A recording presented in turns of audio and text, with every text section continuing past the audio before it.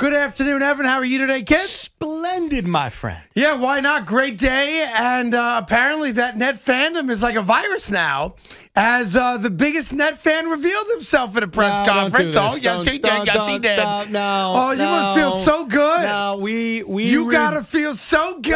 Let me tell you something. The mayor of New York has declared himself a Nets fan. We have said no thank you to the mayor. No, you can't. Okay? It's already done. I just did. I just said it. Can't. No gracias. Okay? I thought I was in a good mood when the Knicks solidified the 4 seed. I thought I was in a good mood before last night's Yankee game started, not after, before.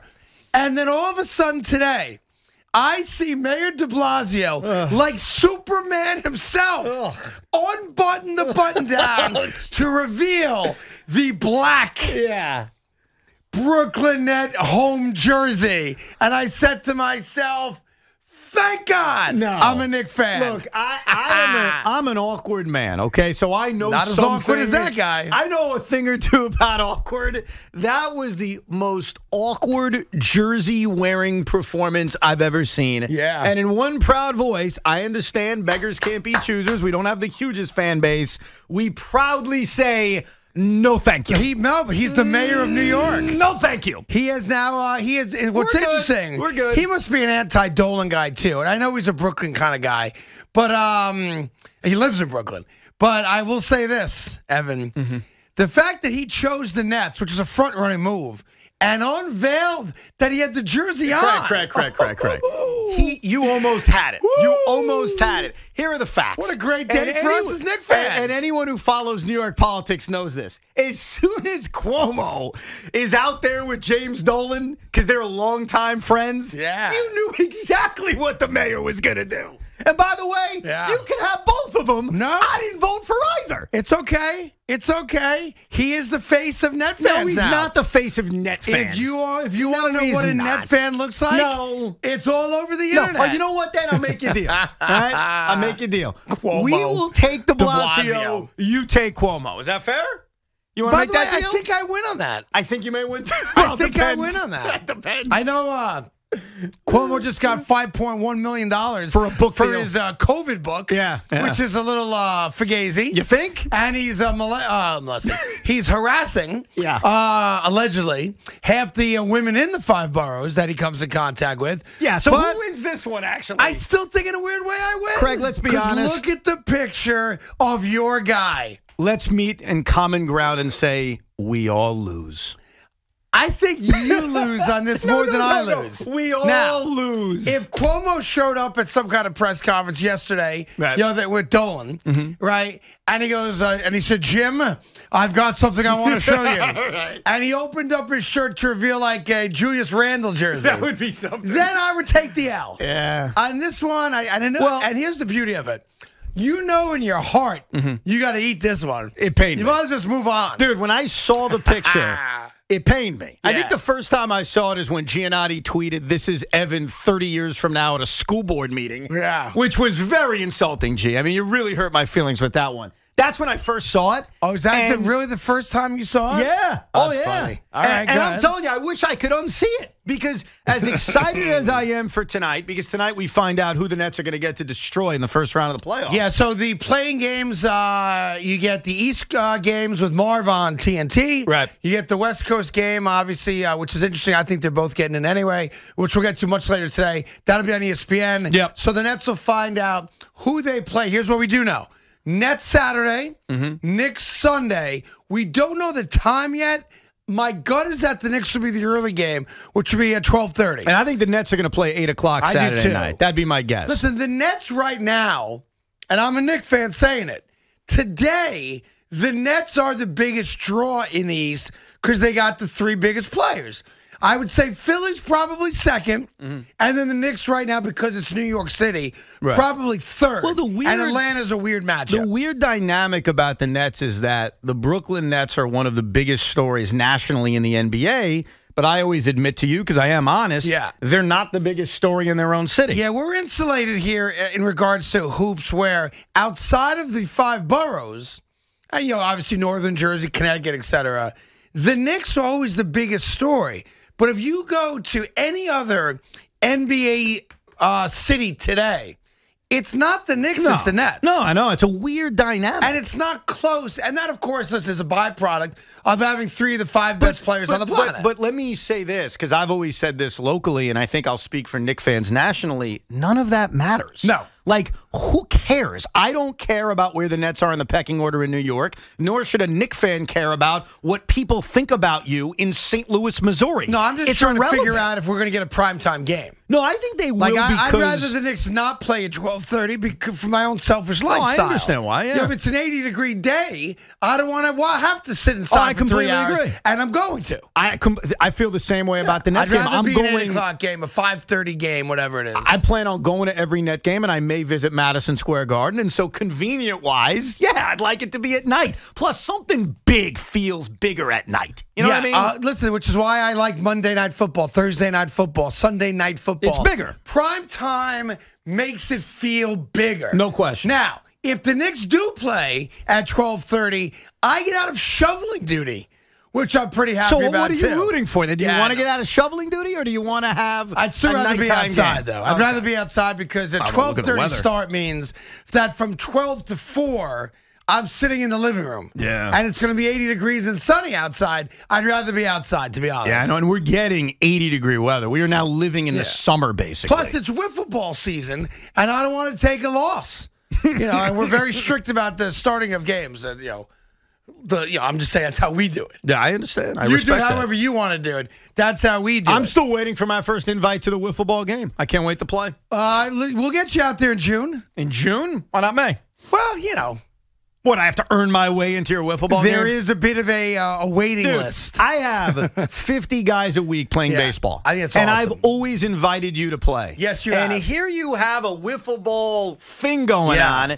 Still no invite. I guess it just shows the difference between you and I. We haven't finished building the stadium yet. I'll help you build the stadium. Yes. Just ask me. I don't know how good you are at your hands. I'm very good with my hands. Is that right? Oh, yeah. All right. Well, in any event, so, de Blasio announced himself with a full-on, Halloween costume that he is a diehard Brooklyn Net fan. But, the story of the day today isn't even Tom Thibodeau not getting Coach of the Year, which we can get to later on. I don't really care all that much about it. Let me just clarify that because this has been some confusion. He was named Coach of the Year by the Coaches Association. That's not the Coach of the Year award that we normally think of that's voted on by the media. Right. So fellow coaches voted Monty Williams as Coach of the Year in their circle. So he hasn't officially lost the award quite yet. But I understand and I respect it. You don't care about awards. I don't. I really don't. And by the way, the only other time this became an issue was up in Toronto when, what's his name, did not win Coach of the Year amongst his peers, but won it amongst the media. Right. So it's kind of like a split decision and it looks weird. But I don't care. Again, awards for me belong in college, high school, and Little League, and Pop Warner. Correct. It doesn't change my life one bit. Nothing if my coach is Coach of the Year. No. I know what he did. You're missing the point. What is the point? Of course it doesn't change your life. No, people care, though. Nah. Altuve versus Judge still bothers Big Mac.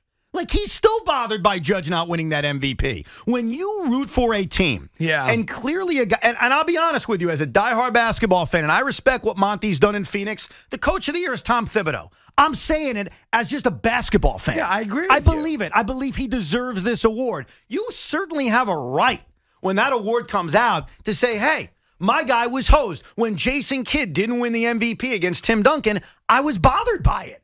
Again, Big Mac with Judge versus Altuve. So don't minimize it because I think you're doing this, and I think you're doing a disservice. Again, another example where you don't have the Coach of the Year. You don't have the pulse of the people on this. I'm sorry. But the average Knicks fan wants to beat the Atlanta Hawks. That's not the point. We're not going home tonight saying, God damn it, Thibodeau didn't get the Coach of the Year. That's not fair. You just changed the subject. That's not fair. No, I didn't. How did I change the subject? Watch this. Big Mac. What did I do? Big Mac. Yes, what's up? Obviously, you prefer the Yankees beating the Astros in the 2017 ALCS, right? That was your number one thing, to beat the Astros. For that year, that was my concern. Okay. Yes. Are you still annoyed, though, or were you annoyed that Judge lost the MVP to Jose Altuve? Especially now that I know he's a cheating guy. Well, yes, at the time. You can do both. You can say, of course, I'd rather beat Atlanta. Of course, that's your priority, while simultaneously saying, hey, as a basketball fan, or in your case, a Knicks fan, Tom Thibodeau deserved the award. Don't minimize it. But here's the deal. Sometimes I'm guilty of this as well. We think the world only revolves around us. Now, I think Thibodeau is the coach of the year. Okay. Based on a million things. We don't have to get in the weeds on it. Yes, I think he's the coach of the year. But I also can't discount a 51-win Phoenix Sun year. No, but Chris Paul going there is the big reason why they took that step. There's a clear transactional reason. Yes. There is no reason. I know Julius is taking a big step. But when you look at the development of this team and how they've gotten here, it's on the coach. Okay, my point is... The coach had more of an impact on the Knicks than Monty did in Phoenix. I think he's the coach of the year. Okay. I'm not going to lose sleep over the fact that he didn't win. But I'm not. Craig, that's not the point. I'm not even that bothered by it. You don't ever really get bothered by a guy not winning an award you think he deserves? Maybe...